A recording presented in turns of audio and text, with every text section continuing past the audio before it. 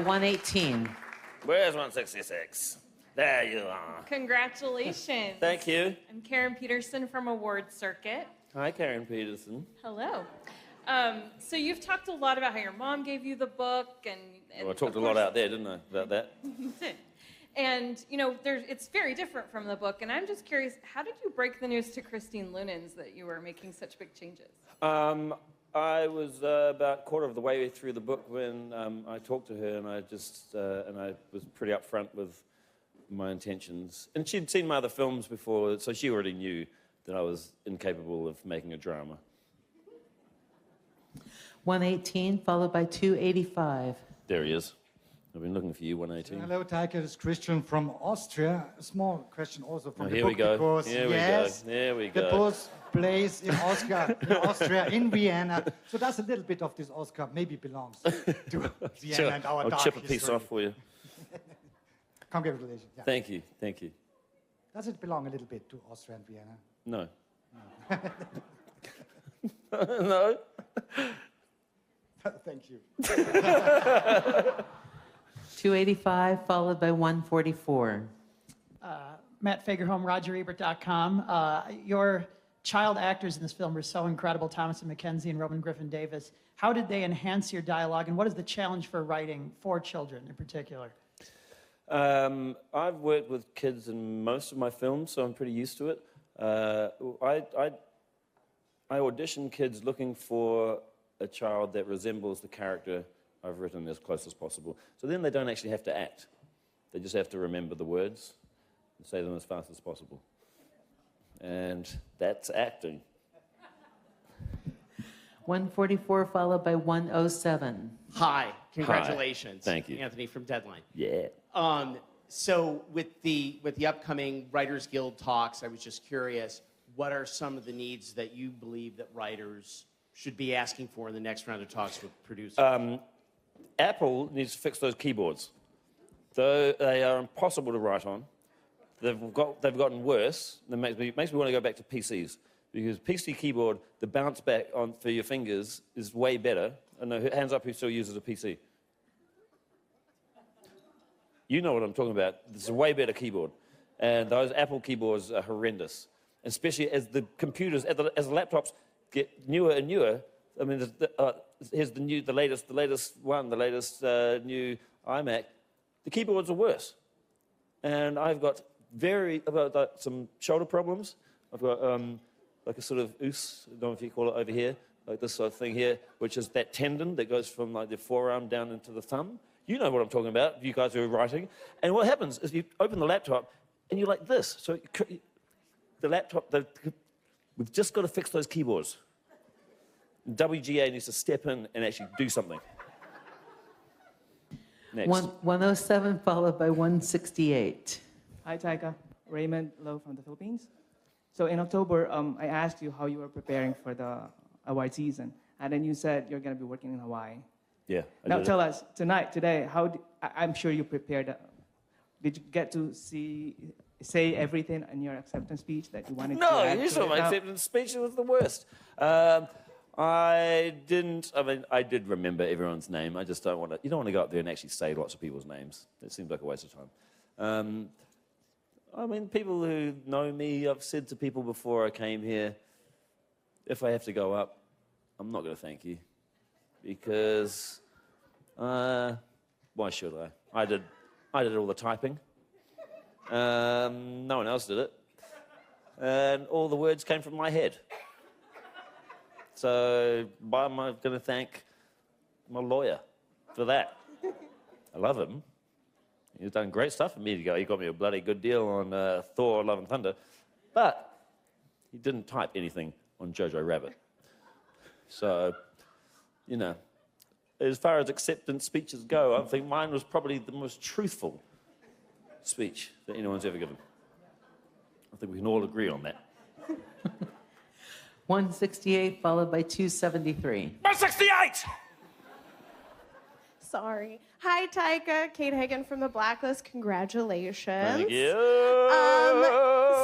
for putting my script on the blacklist. You're so welcome. Back in 2012, my script hit the blacklist and nobody wanted to make it.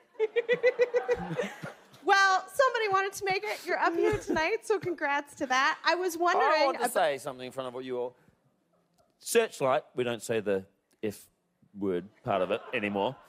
Searchlight were the only people who had the B word to actually make this film and follow through with it. And I owe a lot of this to them, not to Austria, to Searchlight.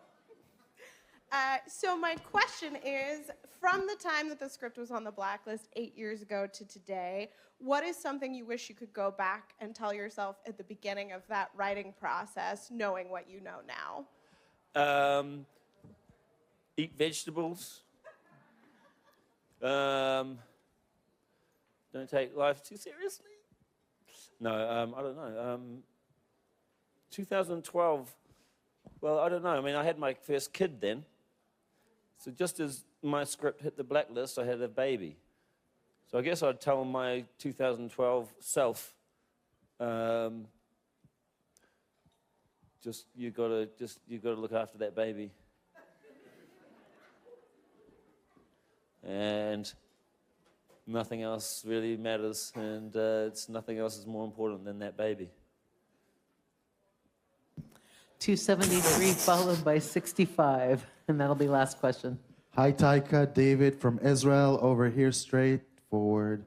Mazel tov. I understand that the movie was just adopted as an educational tool by the USC Shoah Foundation. What does that mean to you? I mean, there's been a few things before tonight that have made me feel validated in the efforts to make this film and why I wanted to make the film. And a few things happened. One of them was that Mel Brooks gave it his seal of approval in front of most of Hollywood in this AFI lunch. And I leaned over to my producer at the time and I said, this whole award season can go down the drain, for what I'm concerned. This is our Oscar. The fact that this guy, one of my heroes, has given us this recognition. That was one moment. A few other times with people from Q&As, after Q&As, people whose parents had survived or been through various camps during the war, who said, "Oh God, I wish my parents were here to see this because they would have loved this film." And so, it's like it's nerve-wracking making a film like this and infusing it with humor. And then when the Shoah Foundation said that they're going to make that part of the education curriculum, that, for me, sort of sealed everything. And it made me feel like, yes, it's worthwhile, and, there is a point to telling these stories again and again in different ways. And this is just one of the different ways we've got to tell these stories. Last question, 65.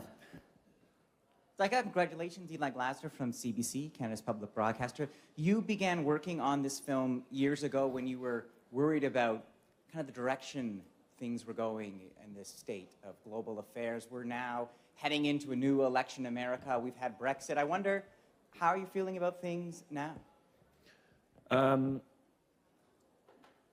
I have lived in a little bubble for 6 weeks where any spare moment I will curl up under a table and go to sleep. So I haven't really I have no idea what is happening in the world, and it feels really weird to be like, because I'm not usually like that. So, but yeah, a lot of us making the film was in response to a resurgence of hate and intolerance and hate speech. And here's the thing: at the end of the war, there was a very clear rule. If you're a Nazi, you went to jail. Now, the rules have changed a bit. If you're a Nazi, feel free to have a rally down in the town square and you can invite all your mates. So something's changed and something's not right, and we have forgotten the rules, I guess. And so I feel like this is the perfect time for a film like this. And I feel like the film's become more important and more relevant today, which is a sad thing, but also good for me.